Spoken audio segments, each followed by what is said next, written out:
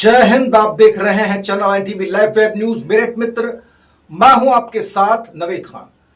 मेरठ के शास्त्री नगर में आवास विकास परिषद के नोटिसों और तोड़फोड़ की कार्रवाई को लेकर महिलाओं ने का जो विरोध प्रदर्शन है महिलाओं का ये लगातार जारी है। ये लगातार अपडेट आपको दे रहे थे। शास्त्री नगर सेक्टर 3 और 4 की सैकड़ों महिलाओं ने आज एक प्रेस कॉन्फ्रेंस कर आवास विकास के खिलाफ हुंकार भरी है। इस प्रेस कॉन्फ्रेंस में महिलाओं के साथ सीनियर एडवोकेट आर के पाठक भी मौजूद रहे। महिलाओं का कहना है कि वह विकास की विरोधी नहीं है, लेकिन विकास के नाम पर आवास विकास और आवास विकास के अधिकारियों द्वारा विनाश को कतई बर्दाश्त नहीं किया जाएगा। महिलाओं ने सीधे तौर पर आवास विकास परिषद के अधिकारियों पर बड़े गंभीर आरोप लगाए। उनका कहना है कि आवास विकास के अफसरों ने खुद की गलतियों और लापरवाही को छुपाने के लिए सुप्रीम कोर्ट में सही तथ्य यानी सही फैक्ट्स पेश ही नहीं किए। धरने पर बैठी महिलाओं का दर्द है कि 30-40 साल पुराने इन छोटे ईडब्ल्यूएस मकानों में अगर 1 मीटर का सेटबैक यानी आगे की जगह छोड़ी गई तो उनके मकान पूरी तरह ढह जाएंगे। ये उनके आशियाने और रोजगार दोनों पर सीधा हमला है। उनका कहना है कि मामला सिर्फ सेक्टर 2 सेंट्रल मार्केट का था, सेक्टर 3 और 4 को जबरदस्ती लपेटा गया। वहीं शास्त्री नगर की महिलाओं ने सरकार से सीधे हस्तक्षेप की मांग की है। उनकी साफ अपील है कि आवास विकास अपनी एक तरफा कार्रवाई को तुरंत स्थगित करे, सरकार इस पर जनहित में फैसला ले और देश की सर्वोच्च अदालत उन्हें अपनी बात रखने का एक मौका देकर न्याय करे। अब देखना यह होगा कि कोर्ट के सख्त आदेशों के बीच अपने घरों को बचाने की महिलाओं की ये गुहार क्या उत्तर प्रदेश सरकार तक पहुंच पाती है या नहीं। प्रेस कॉन्फ्रेंस में मीडिया से क्या कहा, आइए देखिए। हमारा पर्पज सिर्फ ये है कि ये जो आवास विकास है ये अपनी कार्रवाई को रोके, स्थगित करें और इसको आगे मतलब जो है पूर्णतया रोके जाने के संबंध में जो भी कार्रवाई हो वो करें। अब वो अगर ये कहते हैं कि सुप्रीम कोर्ट की आड़ लेते हैं कि नहीं सुप्रीम कोर्ट का आदेश है मुझे करना है, तो फिर हमें वो ये मौका दें कि हम सुप्रीम कोर्ट में अपनी बात 14 जुलाई को रख सके, तब तक वो कोई कार्रवाई ना करें। और ये डराना धमकाना बंद। ये लोग स्वतंत्र होकर अपने घर में रहेंगे, भाई 14 जुलाई को अपनी बात रखेंगे, जो सुप्रीम कोर्ट कहेगा वो करेंगे।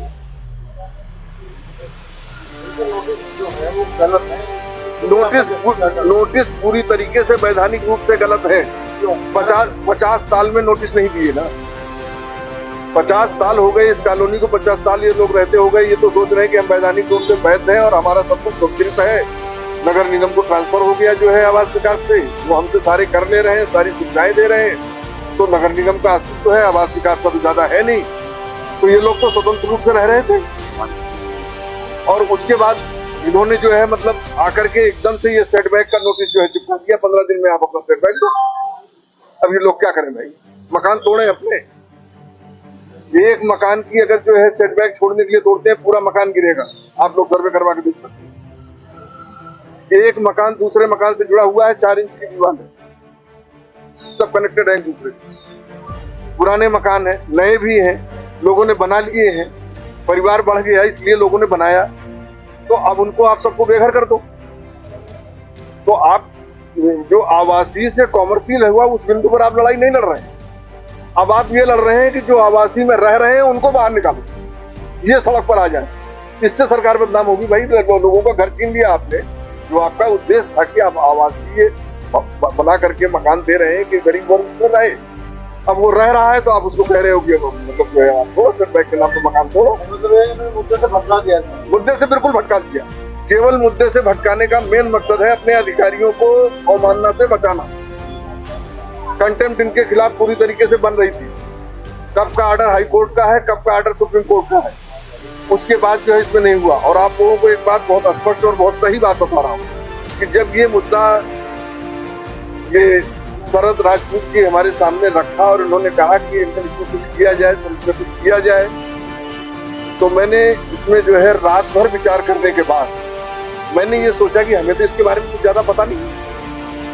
हमने इसमें अवमानना याचिका दाखिलकर्ता से जो बात, याचिकाकर्ता से मेरी बात हुई श्री लोकेश खुराना जी से, मैंने कहा भाई खुराना जी, आप ये जो कंटेम्प्ट वाली कार्रवाई सुप्रीम कोर्ट में पैरवी कर रहे हैं, इसका मामला क्या है? ये सेटबैक आपने जो है क्या करा दिया, ये तो सबके घर उजड़ जाएंगे। आप इसको मतलब किस तरीके से मदद हमारी कर सकते हैं? आप भी मेरठ के रहने वाले हैं और आप भी लोगों के मतलब बीच के ही हैं, हम लोगों के लोग हैं, तो आप मुझे ये रास्ता बताइए कि ये जो आप सेटबैक कर रहे हैं, इससे मतलब जो है क्या फायदा होगा और इन लोगों को जो नुकसान होगा, इससे लोगों को क्या प्रगति होगी या क्या विकास होगा या क्या मतलब फायदा होगा। लोकेश खुराना जी ने स्पष्ट एक लाइन की बात कही